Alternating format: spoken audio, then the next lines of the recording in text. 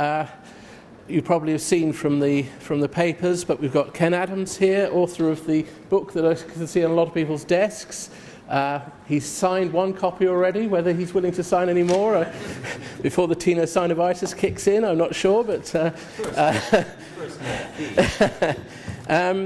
we've then got Alex Hamilton of Radiant Law, formerly a partner in Latham & Watkins.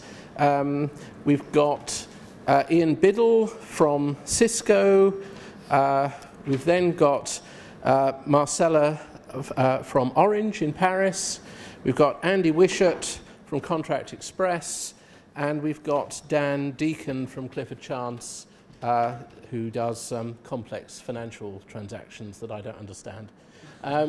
So we've got a fair range of backgrounds and in-house versus private practice, different countries. But I think what's uniting us is that we're all interested in making contracts clearer. And so let's get started. And the first thing we're going to do is, well, we're going to have Ken for each session. We've got about half a dozen or a little more than that, little sub-sessions that we're going to go through. And Ken's going to introduce each one, and then we're probably going to have a bit of discussion amongst the panel members. So I'll hand over to Ken now for the first bit. Thank you. Can we advance the slide? Yeah. There we are. And I assume I'm working. Yes, I am. By the way, I can't resist mentioning that Dan is not a partner. He's a more junior lawyer. What a seditious idea to have him on the panel. I thought he represents the future. What a heartwarming notion. Back to. So that makes the past. We don't want to go there. To less heartwarming notions, contract drafting tends to the dysfunctional. As I drone on endlessly about how the process is dysfunctional. It's copy and paste. It's precedent driven, but word processing is not an effective way of capturing precedent, with the result that given people's limited time, expertise, or even authority, contract drafting, much contract drafting consists of copying on faith the language of precedent contracts, making whatever adjustments you need to direct the new deal, and you move on. And when the entire ecosystem is doing that, there tends to be a disconnect between what people think they're accomplishing and what is actually in the contract. So dysfunctional process leads to dysfunctional language. So in my self-appointed bid to do what I can, I've started 20 years ago with, let me look at the language side of things. So 20 years later, fourth edition of my book rolls out. The only relevance to that is that I sort of feel like the guidelines are sort of done to the extent I can do them. I've done what I can. So last year's discussion, we had some traditionalists on the panel, as is appropriate, so we had some discussion about what works, what doesn't work. But I thought this year, let's make a little change. Ultimately, I think it's less helpful to keep discussing what works and what doesn't work in terms of the building blocks of contract language, because I'm confident that my guidelines say what works, and I don't want to keep debating that. I think it'd be interesting to move on and discuss and say, okay, we're confident we know what clear and concise contract language looks like. How do we go about implementing that?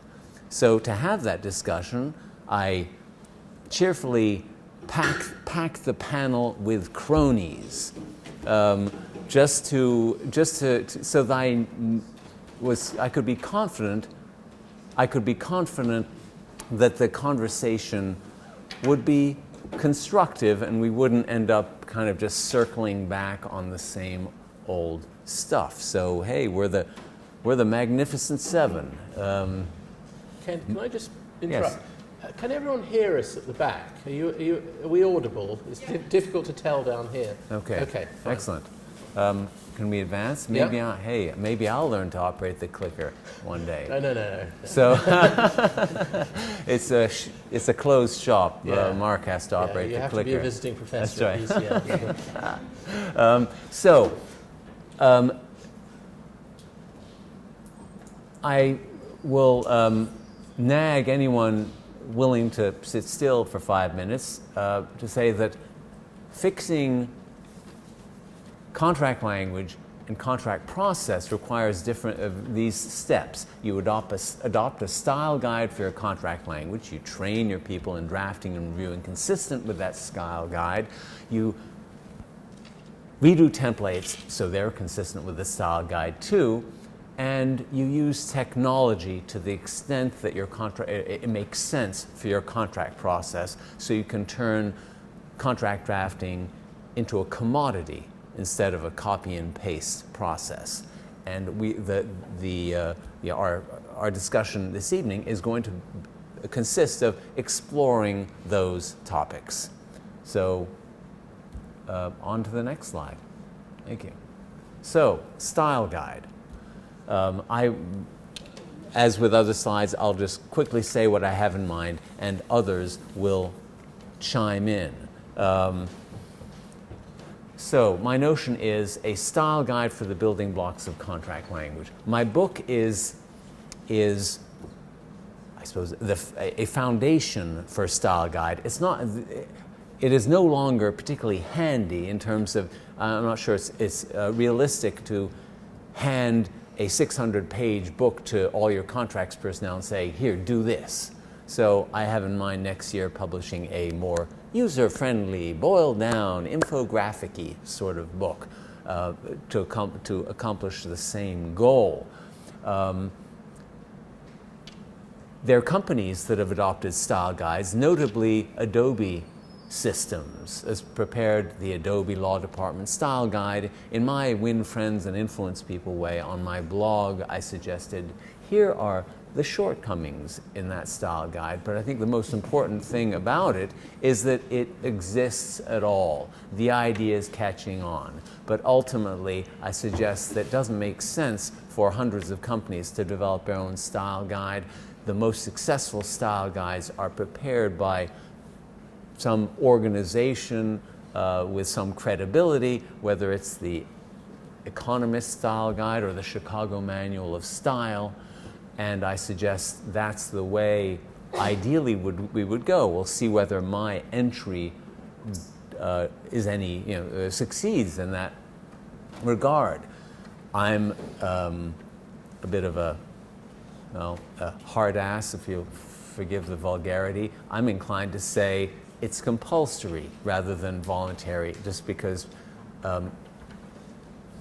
in the world of contracts, given what's at stake and given the inertia at play, just saying, oh, to use this if you wish is not going to be particularly successful. You have to consider how are your lawyers going to respond? Law firms, companies, different dynamic.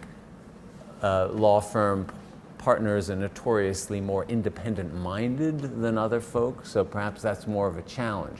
How the other side responds, I think that's a function largely of how you just let them know what's going on, kind of tell them what you're trying to do, and ultimately a style guide based on my book, it's mostly going to fly under the radar, apart from a couple of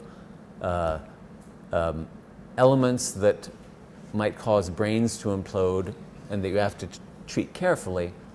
It's not going to be shocking stuff. But what you don't do is use your style guide as an excuse to try and redo the other guy's draft just to make it look prettier. You pick your battles. So that's my general notion, and I'd be interested to hear what people have to say. So, Ian, from an in-house perspective, where you're setting, template agreements for Cisco, enormous organisation with a lot of influence, how much of this resonates with being ideal, being practical, these sorts of things? So I'll start by saying I'm somewhat of an optimist. I am also a fan of using technology in the law. I've got a background in software development and case management, as well as working for an IT company. So I'm cautiously optimistic that it could be achieved, but I think you always have to start with something that is achievable and can provide an immediate benefit to those that are going to use it. So in terms of how would I proceed to adopt a style guide, I think I'd go down the agile methodology, which we'll probably talk about later, but start with something that was really easy to achieve and deliver immediate benefit. So look at something simple like a do's and don'ts guide. That would be my personal choice to launch that kind of project. And what would be some examples of really simple things? Do's and don'ts? Yeah. Oh, I'd think of something along the lines of a document review macro or something like that, which actually check your document, highlight those things that we all know from Ken's blogs are constant problems. We talked about them earlier, including but not limited to, for the avoidance of doubt, use of if the parties agree. Some things like that where you can demonstrate to the team that you're working with how they work, how they provide value, and they are not just another loop to jump through. Because, as we said earlier, these teams are busy focusing on closing the deal or getting the product to market, not necessarily you've got adopting to the style. slowly get them involved. Marcella, what do you think? And I think it has to be customizable. We all know the organizations that we work with, we know what tends to come up in contracts, and we know what needs to be changed.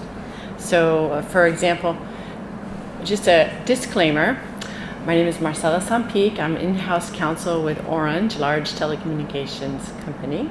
The opinions tonight are my own and not at all the opinions of my company. The opinions are me as an American with common law English language drafting background, a groupie of Ken Adams. I've been following his blog for years. I can't believe I'm on a panel with Ken Adams.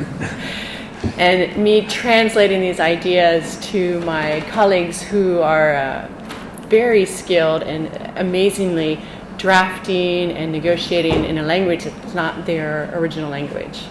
So customizable means I would pick the translations from other languages to English that put the company at risk. Okay. And Dan, what about in a big law firm? How easy is it to adopt a style guide that everyone follows in that sort of environment? Sure, I should also have my own disclaimer. It strikes me that I'm setting myself up quite badly here because I may well come across one of you in the future negotiating something and I won't follow faithfully Ken's guidance for reasons Ken says, and you'll throw that back at me. But I would be more than happy to have my own work marked up to conform better to Ken's principles. And I will also say that Clifford Chance is very happy for me to be here, although they don't entirely agree with Ken's view that big law firms are one of the main reasons or problems in this area, and we may come on to that. I think that if I look back, and we may come on to this topic a bit more, if I look back at my legal education, we were never given a style guide or any kind of training on contract drafting, whether it be my GDL, although I think it's the same if you do a full-blown law degree. It doesn't come up on the LPC. For anyone here who's done the LPC and you think back to all the things that does come up in the context of training to become a commercial lawyer, wills and probate, criminal, interviewing a suspect in a criminal case, and yet no real training on drafting.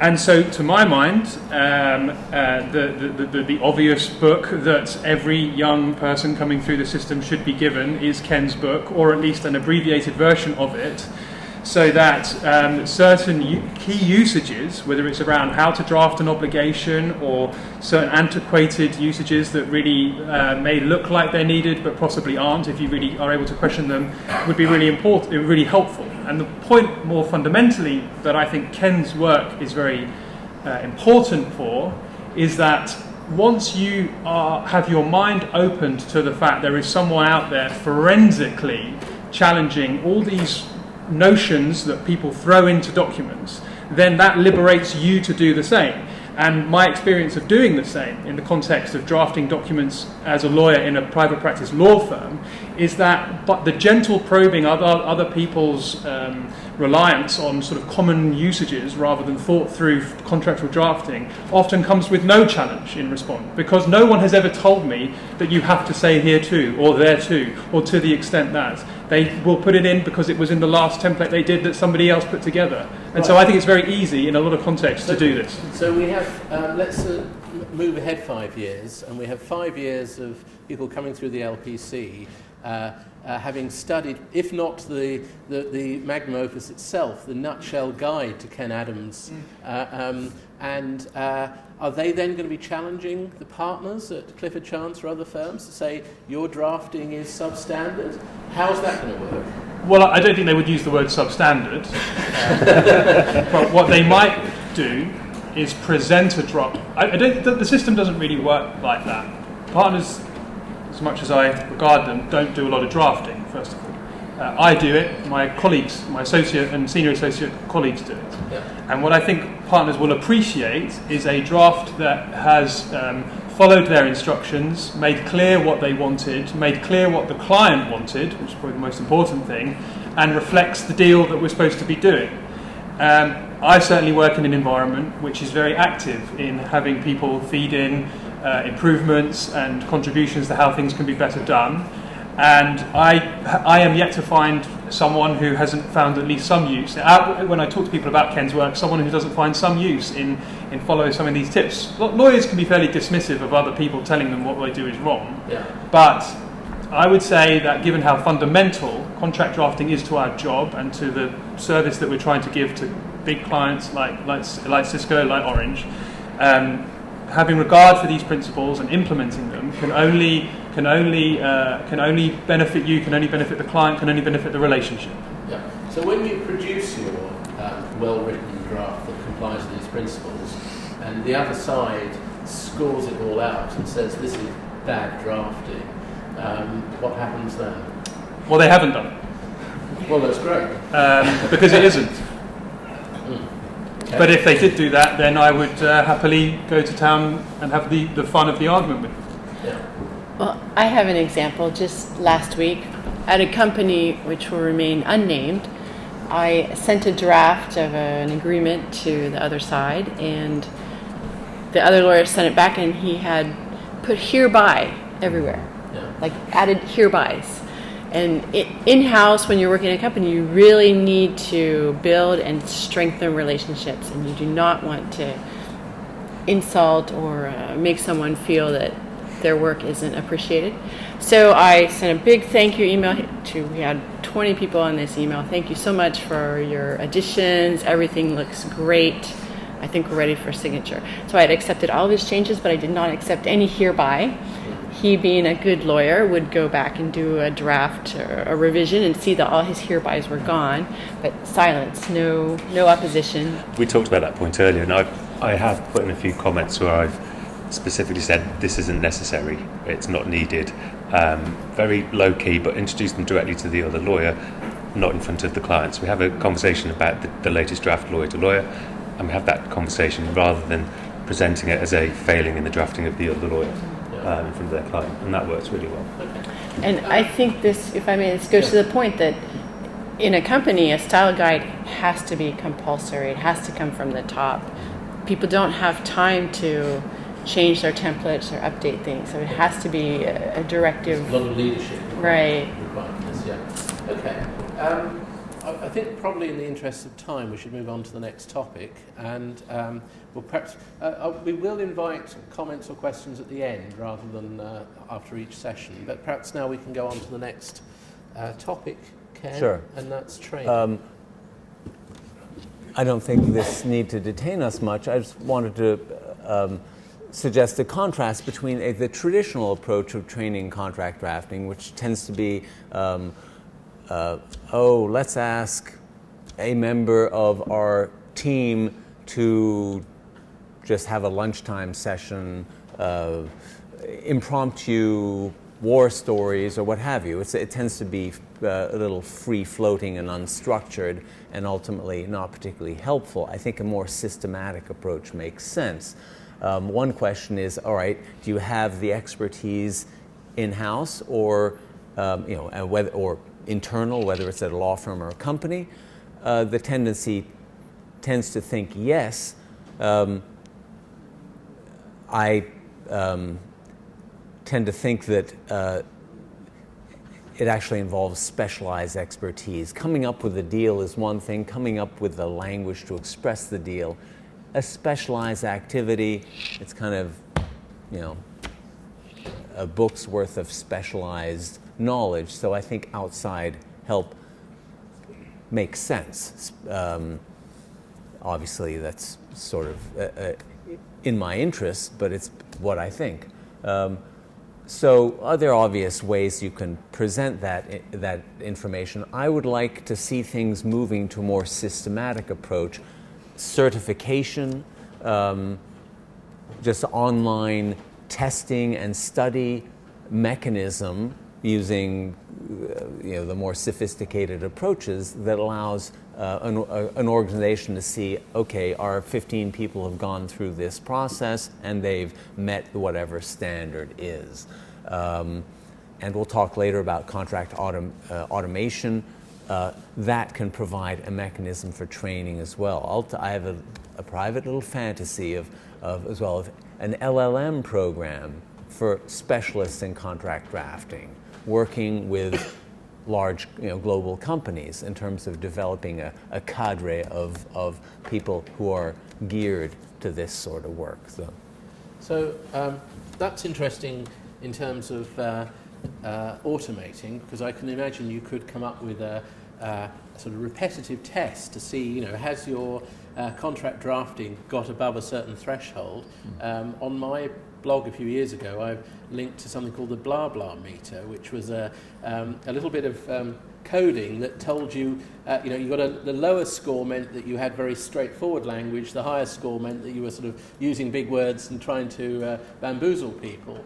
And it was very interesting, actually, that some of the clearest judges got the lowest scores. So Robin Jacob, for example, got a very low score. He's got a very direct style of speaking, and Lord Neuberger got a very low score, but some of the others didn't. So something along those lines could possibly work. Alex, what do you think on this subject? I suppose I should start with the standard disclaimer, which is I'm Alex Hamilton. I absolutely speak for Radiant Law. Yes, so as a dictator at Radiant Law, I just handed out the book to everyone. Well, it was the last version. Ken's going to do me a deal on the next version, but and gave it to everyone out of curiosity to see what would happen. And it's been mixed, but I'm kind of used to that with the team, where you kind of immerse them into whatever crazy idea we've had next, and then it usually takes a year or two to sink in, and we come back round and so on. But encouragingly, I increasingly see people looking at it. I think the automation thing's interesting. I've been bending Ken's ear for some time now about, is there a system to check documents? And he keeps telling me it's coming, but it doesn't come, and now he's told me it's not coming. So luckily we built it in the meantime. So we've built into Word a system which we're now going to basically take all this good knowledge in the kind of a set of rules that we will build without infringing copyright in any way, Ken. And the expression-idea dichotomy. Yes, exactly. To start to be able to scan documents for that and so on, because I think being able to nudge people and giving people clues on the fly, which we've built a lot of tools within Word. See our website, Remarkable X, it's a great product, is a way to really help people embed this into how they're doing. What you talk about the language tests and so on, are actually available in Word. You can check the documents for reading levels, and I find that an interesting test for contracts as well as legal judgments. Those little squiggly lines underneath. Well, not just legally lines, but there is a metric that can be assigned within Word that will tell you the reading age for that. There are a couple of tests embedded in there. So I think those are really important. We've had the associates having basically we outsourced to Ken our thinking on this point, because I agree with just about everything, and I can't be asked to argue with him on the few things that I differ on, and he and I will never discuss the topic of laying out a contract, although I noticed a slight improvement in this one, but that's, you're in English territory, my friend. So we outsourced it because I think this is part of a bigger problem, which is I think contracting is broken, and I think the legal services industry is broken.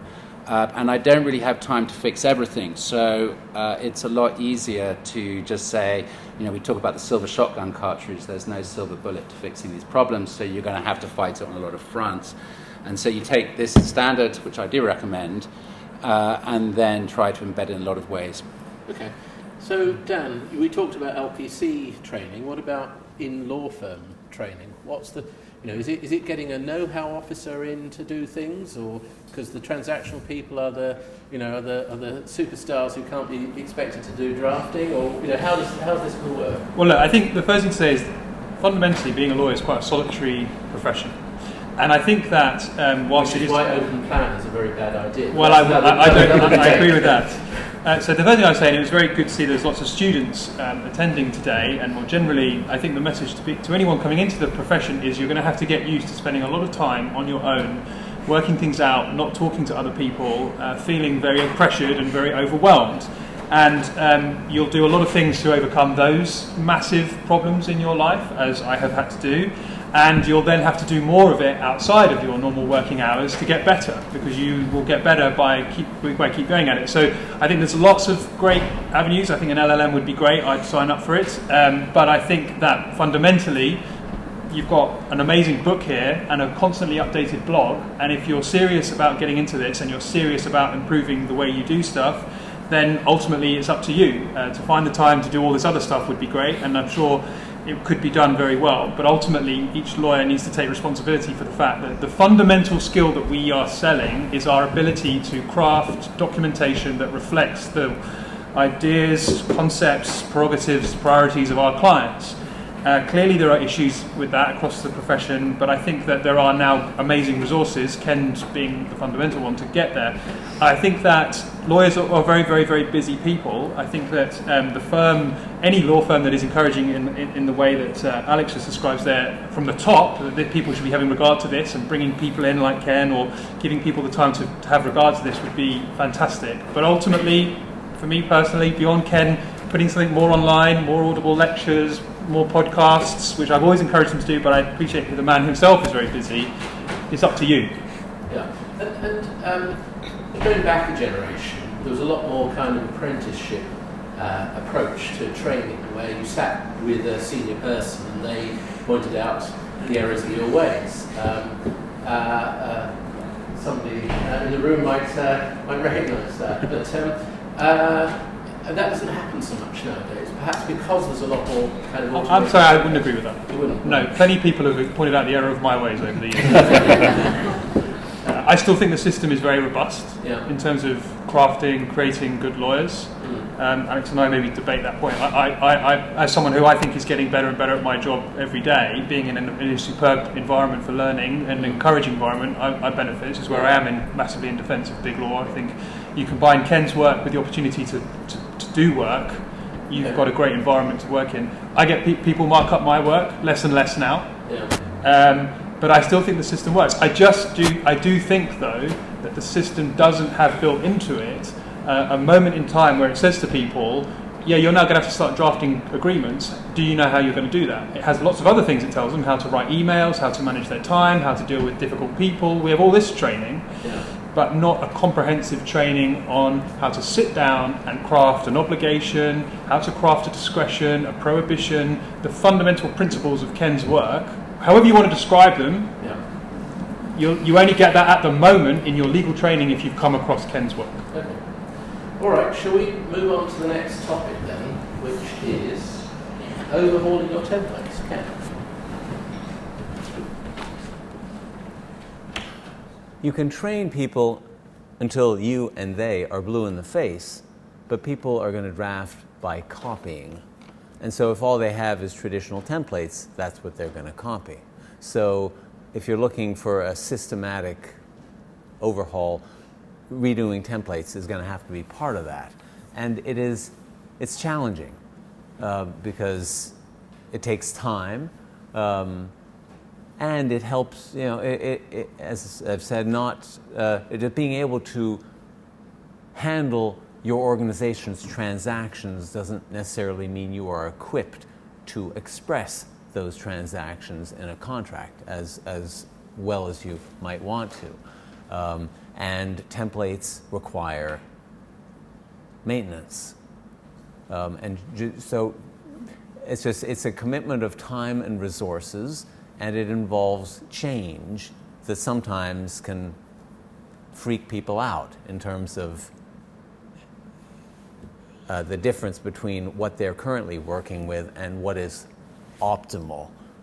Everyone has to shift gears. And at law firms, the challenge is bigger because it's not billable work, so people can be a little reluctant to get involved, and it's farmed out to people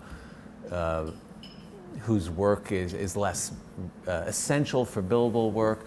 Partners have their own ways of doing things. The work, there's less chance of having economies of scale because the work is unpredictable. It depends on what comes in the door. It tends to be a broader range of documents than at companies. But it's possible, and the best example I know of, although I haven't looked at the templates themselves, is the Australian firm Mallison's, perhaps in the 80s, elected to overhaul their contracts and devoted substantial resources to doing so.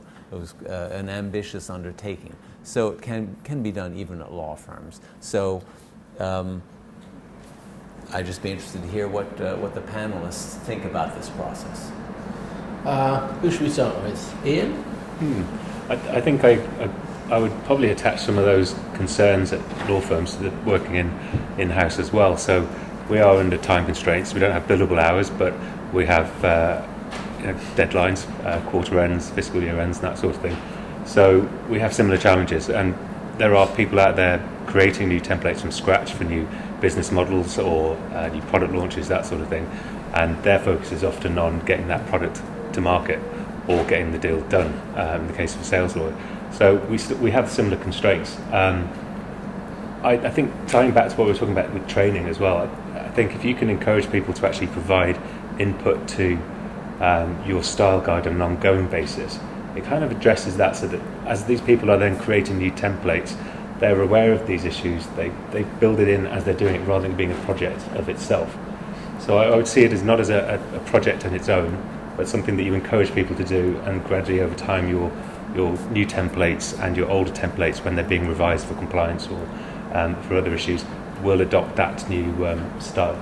But it sounds to me like a more time-consuming process for this new product launch to come up with a well-drafted contract rather than just cobble something together from the previous version, particularly in an environment where perhaps the sales guys couldn't care less what the contract says, they just want to get the product out there. Yeah, you'd be surprised, because obviously the sales guys then are linked in with things like commission, so how you structure things like pricing and language around that will have an impact. But I think the danger with templates in-house is that you do go to what you used most recently and you work with that, and it has to fit that particular business model. Not sure if that addressed your point actually, but well, no, I'm just this what we're discussing this evening, I guess, is how to do things better, and that inevitably takes time, and sometimes there isn't the patience in other parts of the organisation. Patience or time, yeah.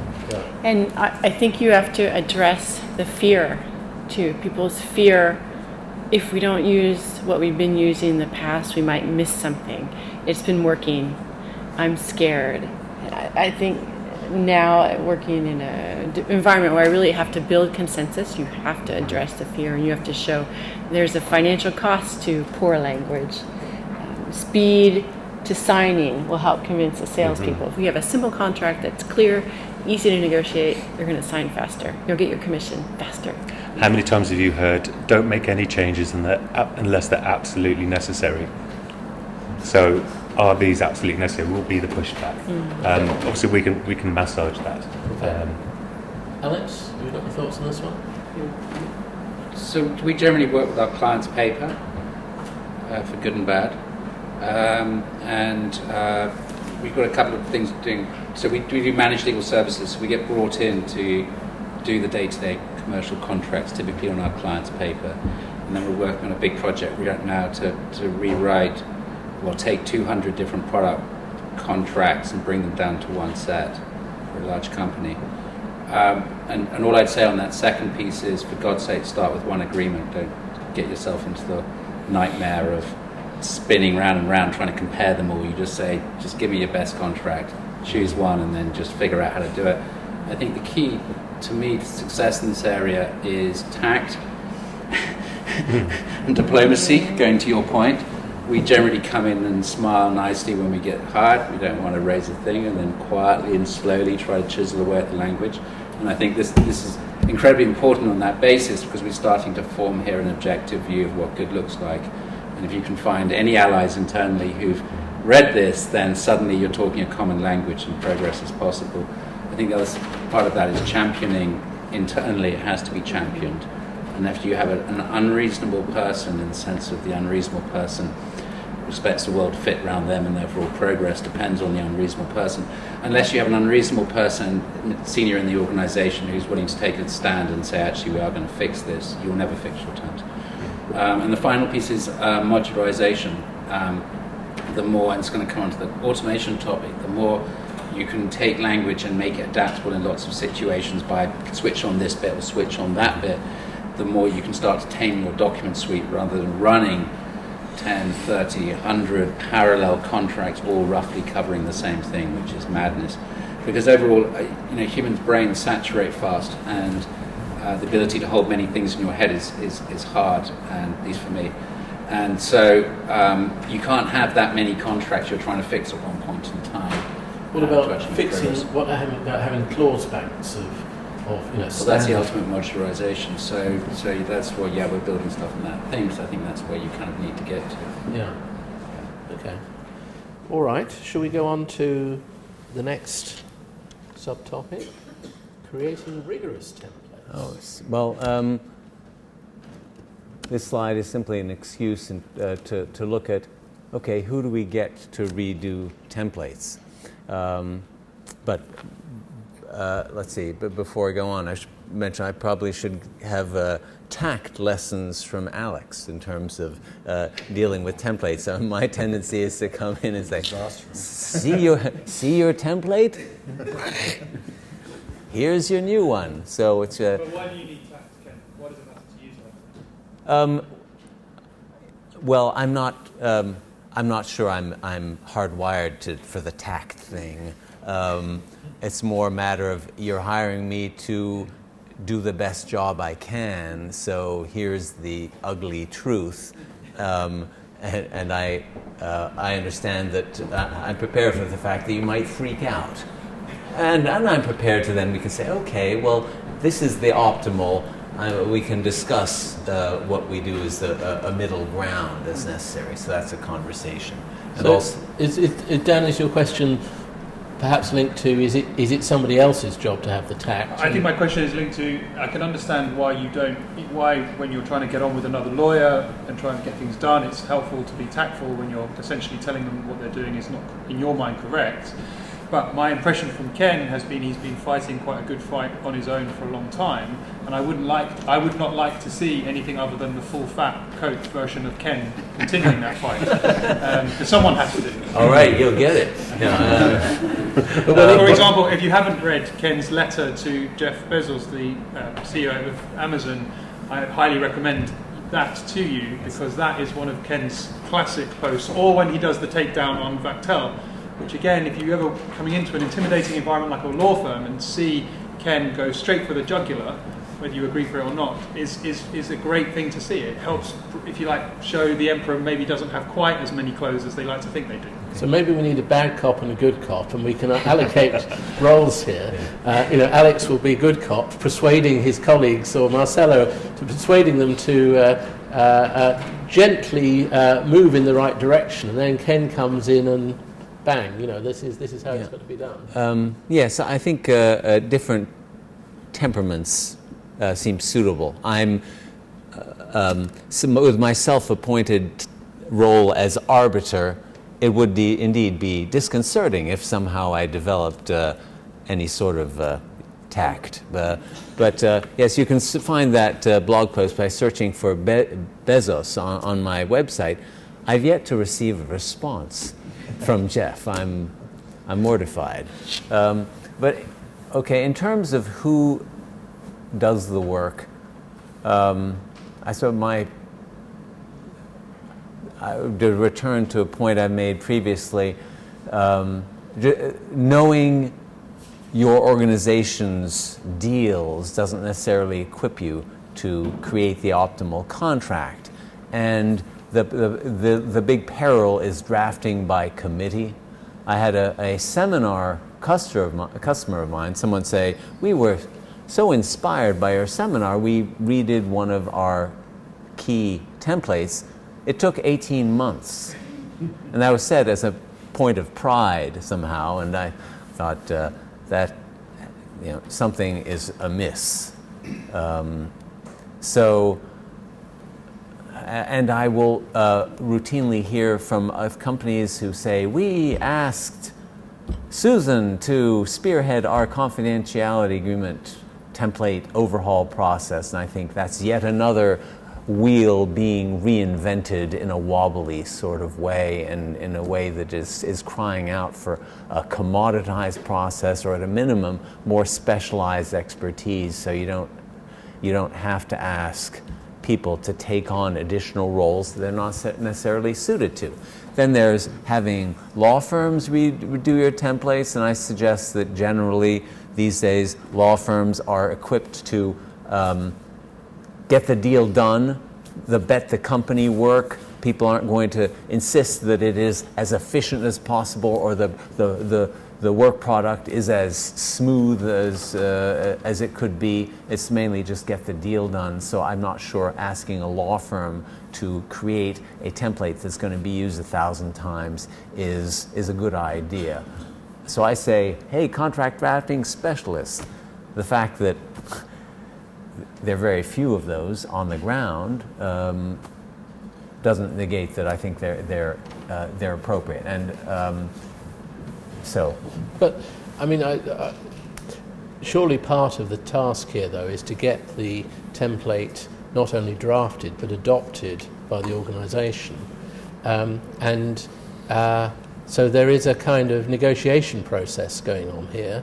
That maybe you need the team, you need the person to do the rigorous drafting, but then you need the other people to kind of get it adopted by the organisation and not just thrown out or just not used. Because that's my experience. Sometimes what happens is, we have a fantastic template process, but then nobody actually uses the document because we're not joining up all the dots of the process. Or because the client signed the old document 3 years ago, so we just put the same document with a different date in front of them 3 years later. And they tell the lawyer, don't change a thing. Don't even change the name of the president. So I agree. What you're saying is you need buy-in. Me working for a large organization, I would want an expert. I need an expert like Ken. I use your blog. I need your book to give me credibility to say what we're doing today is not working. But whether you have that credibility from the outside expert, the argument without tact at the point where you bring in the expert, or you have the argument internally with your legal team and your business team saying we need to change the way we're doing business, you're going to have some conflict, but you have to have buy-in from those people. That reminds me of the chief executive who hires in the external consultants to state the bleeding obvious, but do it as external people rather than internal. So maybe that's kind of part of what you need as well sometimes. There's another perspective on this, if I may, which is you just keep improving the bits of your contract which get overly negotiated. So let me take the heretical view, and I'm sitting yes you can, which is it's actually very, very hard to get large companies to change their templates. And I would say the purpose of a contract lawyer is to get the deal done without giving the farm away. Right? And if you take that perspective, what we do is we analyze. We can't go in and tell companies to fix their contracts for all the reasons, Marcella, you've talked about and so on. And we humbly suggest small improvements which get dismissed. So what we do is we run analytics on all the contracts that we've negotiated over the last quarter, come back with a nicely illustrated, automatically created highlighting of the key negotiated areas, a breakdown of the details of all the points raised, and an estimated amount of time we could save in income on the negotiation cycle if we reduce that and actually just take the contract and just keep knocking the edges off it. And when you do that, you fix it Ken style. It's not that I want to do it, but it's just the art of the possible means I'm concerned about it either being completely fix it or do nothing.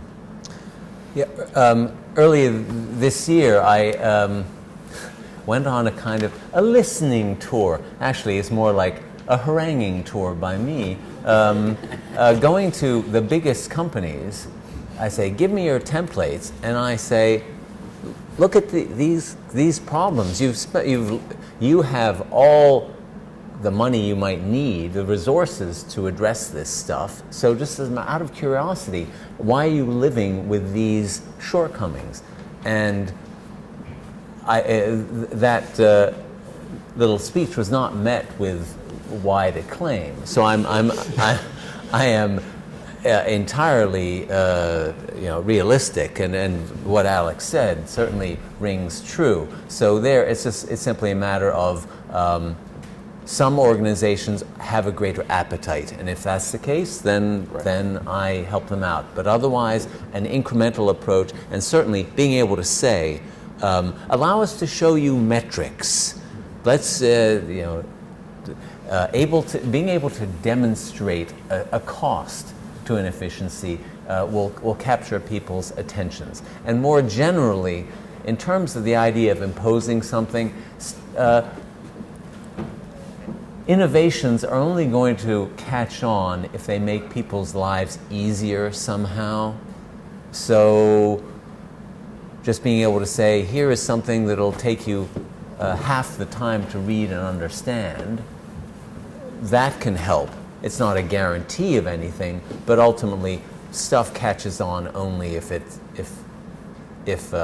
makes people's lives easier. Okay, shall we move on to automated templates then? Sure. Okay, so what is an automated template? All right. So the idea is contract drafting doesn't have to be copy and paste. An alternative is to draft a contract by answering an annotated online questionnaire that provides guidance as to the choices.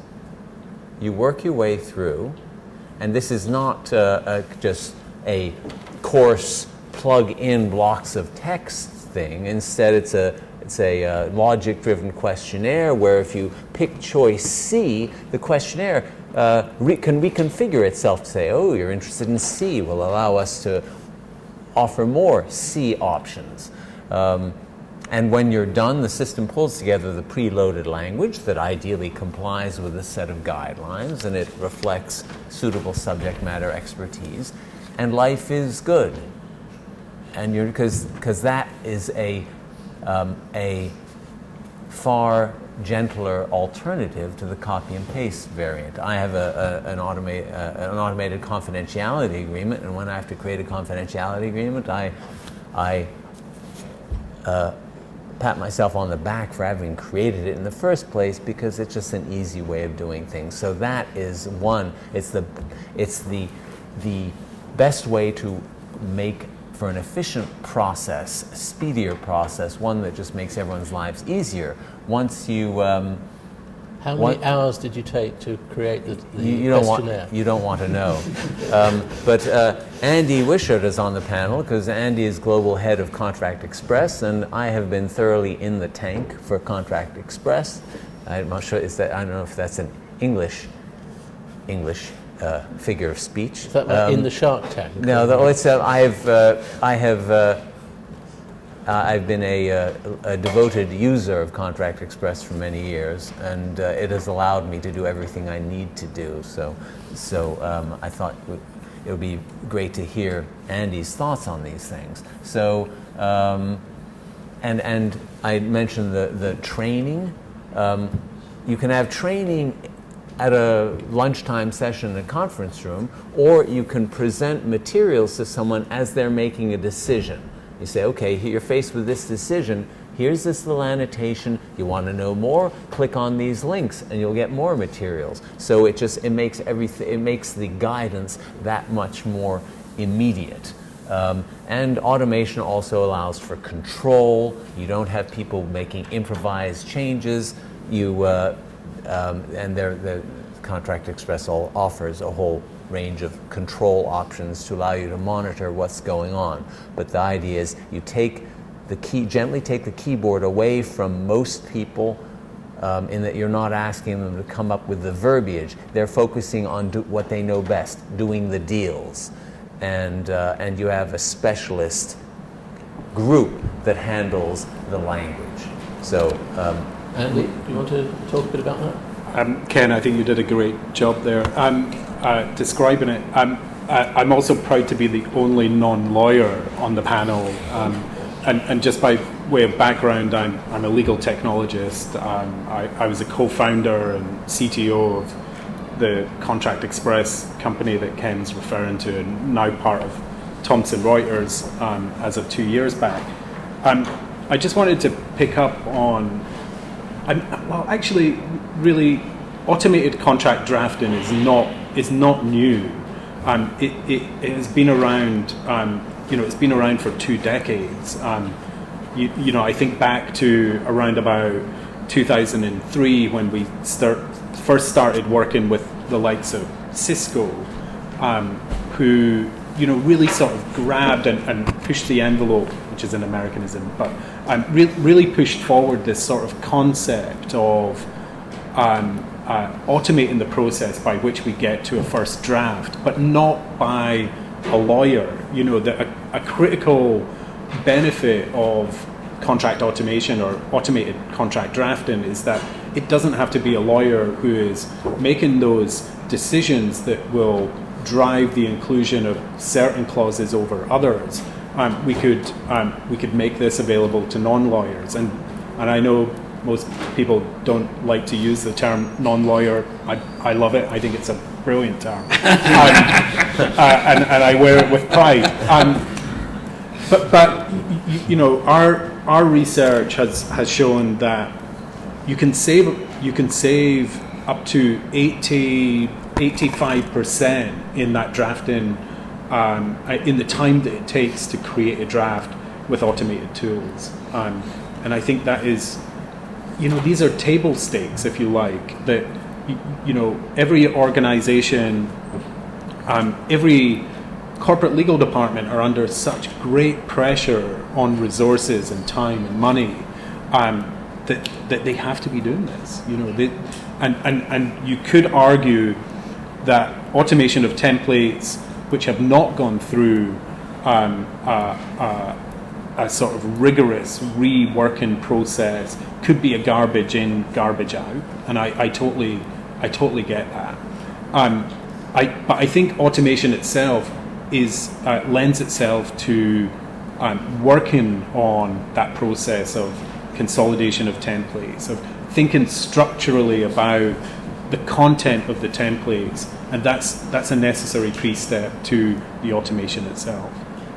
So I guess the automation can come in at different stages. There's the automation of creation of templates, and then there's the automation of the individual contract using that template or that formula. So I know Ken has done an all singing, all dancing confidentiality agreement on an automated basis, and I guess one of the questions I have with these sorts of exercises is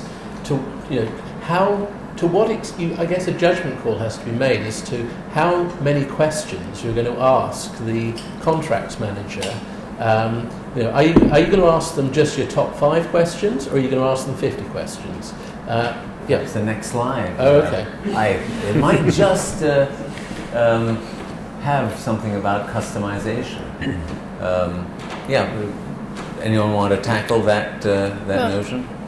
I appreciate the non-lawyer, and it's my dream to push contracts to the business people. Every clause, everything in the contract has a business purpose.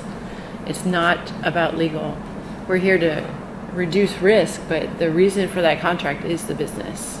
And so I would love, it's my dream to have automated contracts, so I'm not doing the same thing every day when you have high volume, low risk contracts. Automation is coming. There is no reason for legal to be involved in that process if the process is well crafted. Yeah, exactly, and that's I'm very conscious of this at the moment with one of our clients where they think they've got the process automated, but actually there's a whole load of holes in the process, and we're kind of being difficult by pointing out these holes and trying to fix them. But that's, it's just, how do you get the mindset that really works through processes rather than kind of taking it, okay, we've got a document here, let's think through what the key issues are, does this look all right to you? The more kind of informal, impressionistic approach to practicing law, perhaps. Regarding my confidentiality agreement, I was mortified that perhaps the comment I receive most often is, there are too many questions. And I'd say, answer the questions and you will get the confidentiality agreement of your dreams. But hey, I'm not criticising you for asking the questions, but I am wondering, thinking out loud, how does the person who is responsible for setting those questions in an organisation, to what extent do they decide for themselves, make a judgment call about the 45 out of the 50, and just leave the top 5 for the individual discussion and negotiation? I think it's a function of what you're trying to accomplish with the automated template. I was trying to produce the one template to rule them all that organizations would use to say, we want to get a first draft of our new template, and so someone will devote the 2 hours involved, and then we'll take it and we'll fashion it to our needs, and then we'll build in whatever customization our organization needs, which is going to be more limited. So on the sidelines is very different from the needs of an organization. And Alex and I had we waste time together on Twitter, and someone made a quite sensible observation about customization and whether there's a tension between automating the process and offering customization, and perhaps the more customization you have, the farther you get away from a streamlined process where the idea is just we want to eliminate bells and whistles. Anyone want to chime in on that at all? I think first of all it's a crapshoot and how it happens in practice anyway, what goes into an NDA, right? Can you hear Alex at the back? So it's not like it's well thought through anyway, typically. And it doesn't matter. Nobody cares what's in an NDA. Well, Sorry, Ken. It's like, when's the last time anyone sued under one of these things? Tricks to get the deals done that are supported by the NDAs and so on. So I'm all for getting it right and so on, but it's kind of lowered down my priority. I think they would have. I think if it had been a master services agreement or who knows what, the complaint would have been there are too many questions. I'm not sure. And luckily no one sues under them either. Or whatever. But I agree, right? For me, document automation is fundamentally about empowering business users and getting stuff off lawyers' desks. So that's not attractive to anyone in this room who's a lawyer and gets paid by the hour, or charges by the hour. But if you're not in that business, fundamentally, for me it does two things. First of all, you give it to the business user so that they can get on with it and get it out. So the answer to your question is you don't give them any choices at all, right? Because they shouldn't be making those choices. What I liked about what Ken did, even though I gave him a hard time about it with too many questions on the NDA, is the first time I've ever seen anyone do a forensic analysis of the marketplace of documents out there and actually reveal how many different options there are. And I agree with your approach that if someone went through at least made those decisions once, that's fine. and do it once. But you don't do that because the purpose is to get this into the hands of the business users, not even the legal department, right? Let's get it off their desk. And the second thing that I think is less understood about document automation, the real value, is that I know you said about 18 months to get a contract in place, but the average, if you ask anyone, is 6 months. It always seems to be 6 months in my experience, right? 6 months, 6 months? Yeah. So it's always 6 months, and what happens at the end of it is everyone falls over the line and is kind of exhausted, depressed, and what the hell kind of mode. And the GC or the head of procurement or the head of sales gets on the tannoy and says, from now onwards you shall use this draft. And the one thing that no one will ever do again is touch that draft, right? Which is why when you come into an organization and suggest in Ken's style or Marcella's style that maybe there's some changes, right, you get this incredibly hostile look at you. So I think there is a problem with fixing the templates as a concept. I think we need to move to a real-time or more real-time iterative approach to constantly improving and learning how things work. And to me, document automation is fundamentally solving what I call the distribution problem. And the distribution problem is that no one dares change a draft in a small tweak because they don't know how to get the sales team to use it, and they're worried anyway that the sales team is using the last draft they did where someone struck out the IP clause, right? And that's kind of basically what in-house lawyers worry about. So if you can get everyone going to one place to generate a contract, then you can keep updating that template. We can literally do it in 10 minutes. We've got a guy in Romania whose job is just to automate everything. We automate every contract we go near. So we push it to the client business users to using, which means that we can have a conversation about could we just tweak this bit because I'm bored of negotiating it. And to me, that's how progress gets made. Okay. But just to interject, regarding the issue of customization being at odds with a streamlined process, if one had zero customization, there wouldn't be any use for Contract Express. But one is going to need, okay, but customization is going to be essential. It's not necessarily a matter of let's build in bells and whistles, but it's just you're going to have deals that are going to come up for different contexts, and so it's not indulgence. It's not allowing people to put their favorite terms in. It's more a matter of this transaction is going to have their various different contexts, and we just have to adjust the template to reflect those contexts. So I think that's the core, the structural component. And one of the things I take from this slide is that different types of transaction lend themselves more to automation than others. I can imagine that there are contracts, the sale of goods in a large organisation, that the same basic deal terms are used time and time again. In my world of IP licensing and IP collaborations, there's an awful lot of reinventing the wheel in terms of what the deal is, never before we get onto the actual wording of it. So it's not so easy to just go for a standardised approach in that context, in my view. And then, are you a large organisation with running 1,000 deals a year, or are you a small organisation that's only going to have one or two of a particular type? It might make more sense to automate in the former rather than the latter. Although maybe you can buy into some standardised process if you're a small organisation. So, anyway. Could I just make one? Yeah. I'm going to slightly take on Ken's lack of tact and say I actually take a little bit of an issue with a couple of points Alex made. The first one being is that there are a couple of things I've never seen in a law firm since I've been there the last 6 years. But you've only been in good law firms.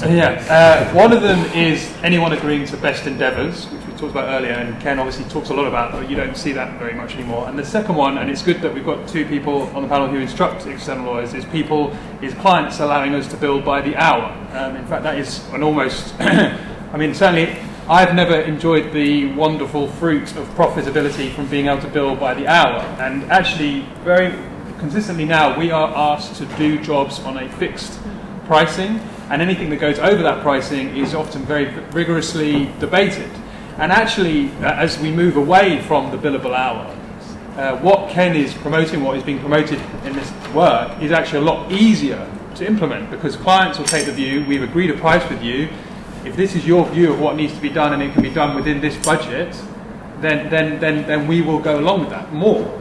But if it was by the hour and I spent 3 hours taking out all the here buys, the there buys, the there tos, then I could see why people would be frustrated. But we have a budget, and if I want to ensure that, and I will use that budget to ensure the draft that's produced is the best possible draft for this. And the final thing I say is we do work at the moment in Proof of Chance with automated systems, particularly in the world of financial agreements.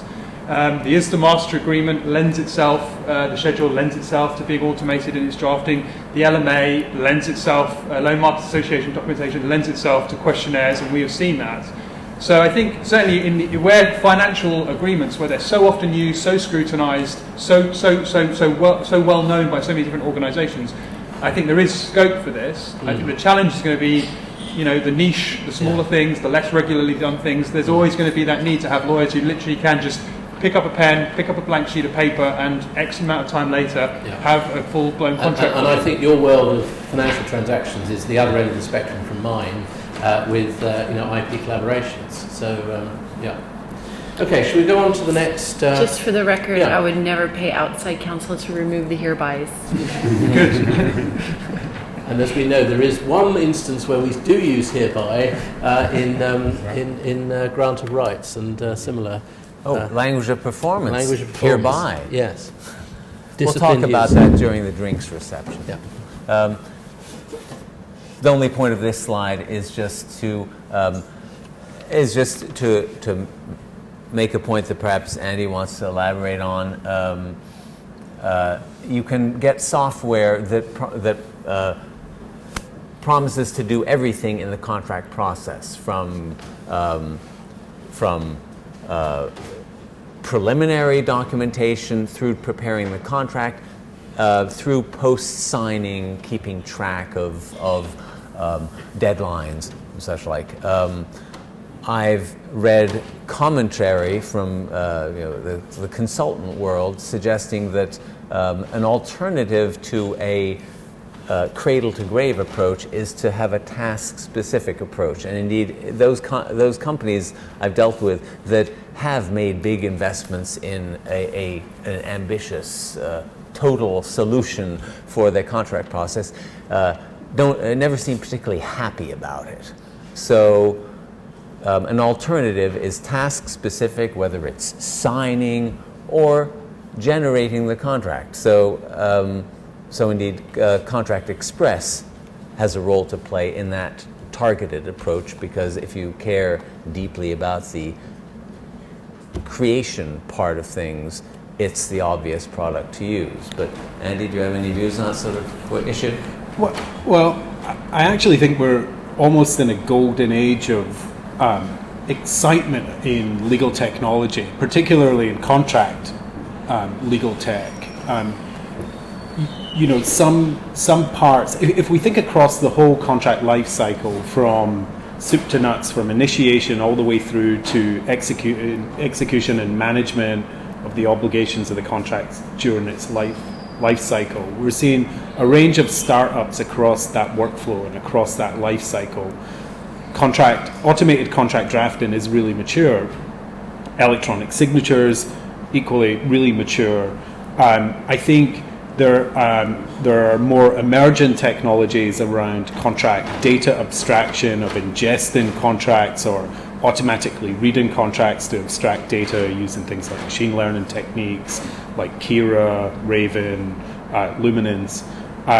There is some emerging technologies within the automated negotiation space, like Synergist, based out in Berlin, who are also another German startup, Smashdocs, who are really changing the way in which we think about going beyond the first draft and doing automation of the negotiation process all online. And I think, there's these tools are the sum of their parts is much greater than any of the end-to-end classic contract lifecycle management solutions. They're best of breed, and I think the challenge for them and for us as one of them is, how do we make sure that we talk to each other? How do we integrate? How do we flow from one application in one niche area into the other to have a joined up approach for for our end users. So are the standards being developed for compatibility between systems? Absolutely not. You know, there are standards and technologies to allow these vendors to be able to talk to each other.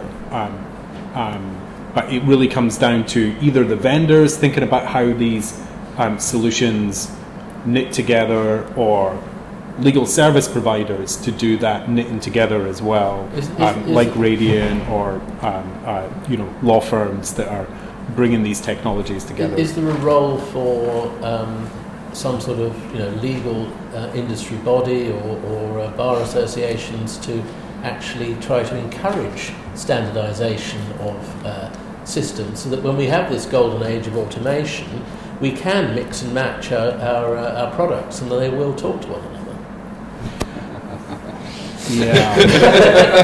Asking lawyers to define APIs. God help us. Yeah. Well, it happens in other sectors, doesn't it? But I don't think the industry is equipped to have that conversation. You know, there might be further change ahead in this particular area. With blockchain, with smart contracts, there are a body of consortia. Is that the right word? Yeah. I'm looking at Ken. You'll know if it's not. Yeah. Who are looking at contract standards. If we think towards the future in 10 years, where I don't know, the 10th edition of your book is written in Ethereum code, and that there's a style by which one writes blockchain code to describe a smart contract. And there's a hologram of Ken appears to articulate the Like a principle. Microsoft Office clip. And you can talk in different languages too, I guess. We've got a problem there, because no one's really happy with big systems that are linked up, and no one's really happy with the best in class, because they don't know how to link them up. And it's a nightmare. You know, most of our IT development is basically now focused on hooking systems together. But it's also because all of these systems are ultimately going to be disposed of, even Contract Express. And there isn't a single system out there that's kind of an end-game system. We are operating in documents when we need to be operating in data before we even start to get to smart contracts. We need data-centric contract structures. We've got no one even really having the conversation about how to do that. All the academic work on how do you represent contracts has been going on for decades now. Yeah. Having read it, none of it really refers to each other. Everyone goes off on a frolic. Nothing really comes out of it. No real progress is made. There's a lot of hand-waving at the kind of the Ethereum smart contract blockchain thing, which is, if we can just, you know, obviously we'll write the perfect contract. Oh, well, let's leave blockchain for another day. But we write the perfect contract, and obviously that bit's easy. The hard bit is the blockchain, right? And this fun moment when you get Ken going on Twitter, you just point him in that direction. Okay. Because the reality is we don't even know how to write a good contract. All right, shall we go on to template libraries, which I think is the second last topic? Sure. Okay, my notion is that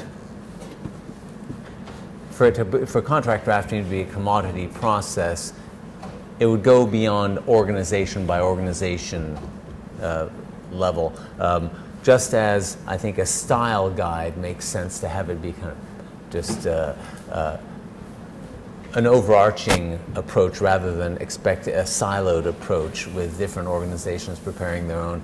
I suggest that the most efficient way to shift to quality contracts is to have template libraries that allow subscribers to answer the questionnaire and create that first draft where they can be confident that the language complies with a rigorous set of guidelines and the substance is reliable as well. Use that as a starting point, as an alternative to the rooting around online that tends to happen, or just cadging starting points from wherever. Now, in terms of what's out there at the moment, there are some. I can think of a vendor that offers sort of curated templates. There's a question. Couldn't be Thomson Reuters, could it? I'm not sure. I'm not at liberty to disclose. In my world, lots of people just go straight to PLC, public law, Yes. practical law rather. Yes. To get the name of the product right. Sure. Particularly in areas where they don't have expertise, and Sure. they find the document, and Yes. it's very common to be presented with a document that someone's just kind of printed out from PLC, and Yes. that's it. I think there's progress to be made in that department. So and also adding automation to it. So I don't think I think we're a long way from some optimal solution in that regard. There are also products out there that mine EDGAR, the U.S. Securities and Exchange Commission's database of material contracts filed by public companies. That this software will tell you, will dissect all the contracts to tell you what is the most popular provision to address such and such. Unfortunately, they tell you nothing about quality or relevance. So, trivialities. So I don't have. Those products are impressive, but I'm not sure how far they take us. So, from my perspective, that is the challenge I've imposed on myself is that now the bulk of the guidelines work is done. Let's build stuff, and I see that as the next frontier, at least just for myself. Okay. Well, I'm sure if a suitable funder could be found to fund the next 5 years of Ken's work, we're probably all in favour of that. But does anyone have any comments beyond that kind of nice to have scenario? Well, I think stepping back, you have to look at the end goal. What's the purpose of the contract? And I keep saying this from an in-house perspective, it's the business. And the industry groups have huge template libraries. In the telecom world, we belong to a very large industry group with 800 companies in it. I'm on a drafting committee with 1,200 people. So as an industry, and this happens also in patent pools, as an industry you have to build consensus, and you're constantly making concessions, and you have strong personalities or strong companies, and so we have this template library which Ken would just wither up and cry if he saw it. But when you put this template before another operator, and the business people say, oh, we just pulled the template from the industry, it's the one that's been agreed to by all the operators, sign it. It's horrible. There's risk for the company, but other companies will sign it just to get the business done, just to interconnect. And they're often very, very technical contracts too. Yeah. Okay. Final slide. Inertia. Just the notion there is people don't like change. What a shock.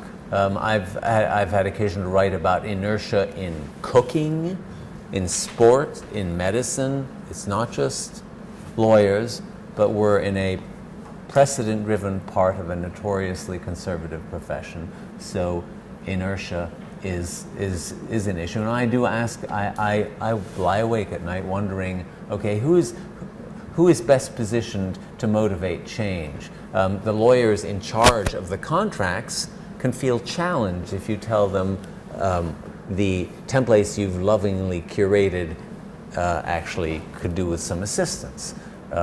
Or telling lawyers, you've been drafting contracts for 25 years, perhaps you would like to now comply with this style guide. So their challenge is there. General counsel, they can wield the necessary power, but sometimes they can be a little remote and just above the fray and deal with generalities and kind of defer to operational people.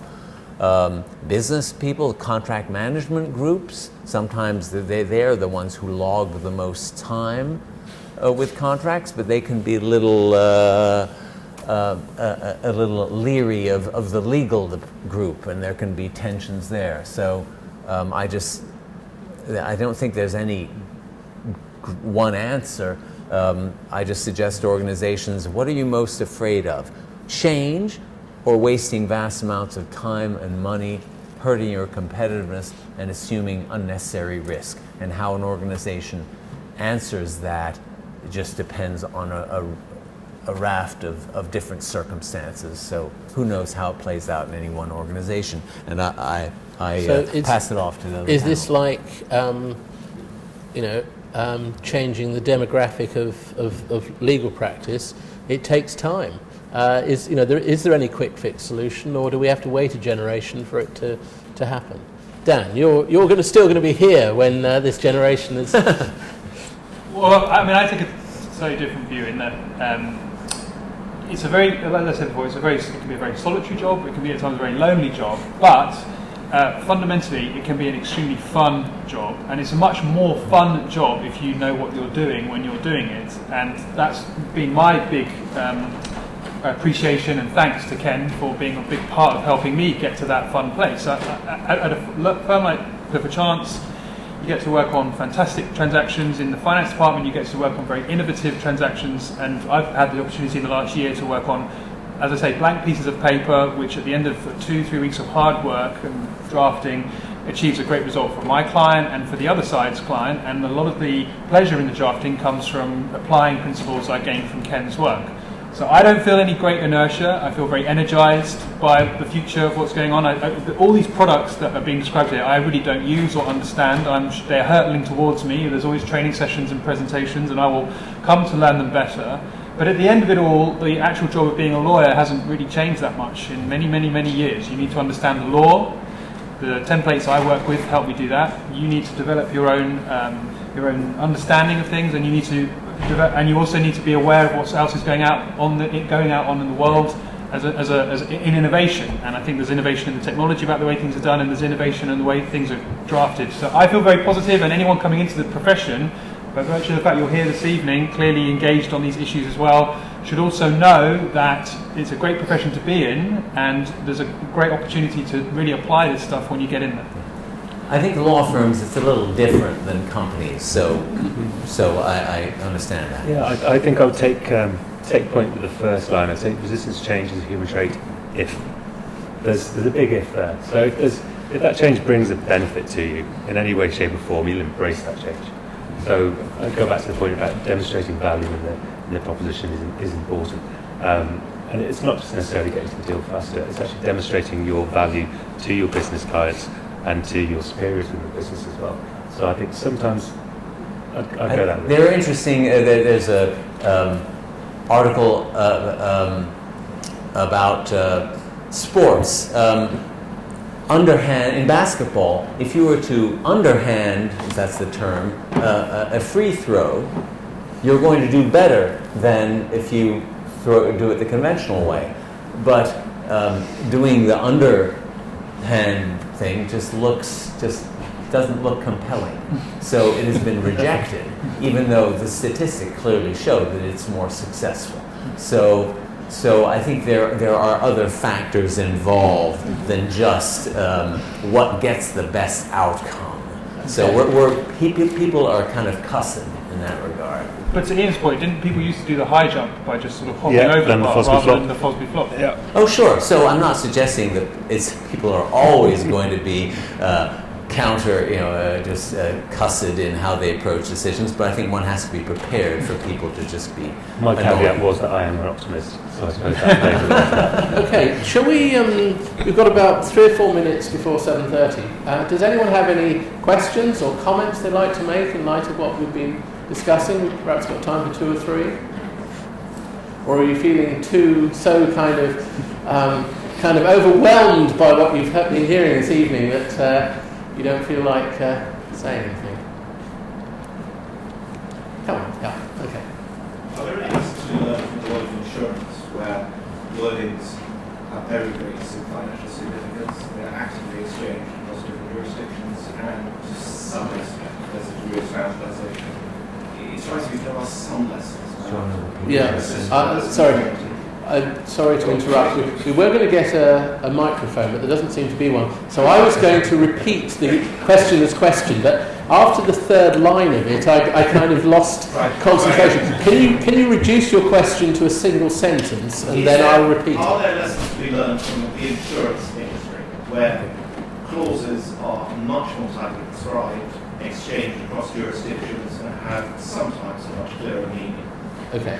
So the question is, can we learn lessons from the insurance industry where there's more standardization of language? I'm not actually sure I entirely agree with the question in the sense that I encounter, for example, a lot of underwriters who are nervous about the phrase hold harmless because it seems to have acquired in some parts of the insurance sector a meaning that bears very little relationship to how lawyers might think about the subject. So I've learned to steer clear of tinkering with insurance terminology because it does have a magical sort of connotations. But more generally, when I had more time, I would trawl through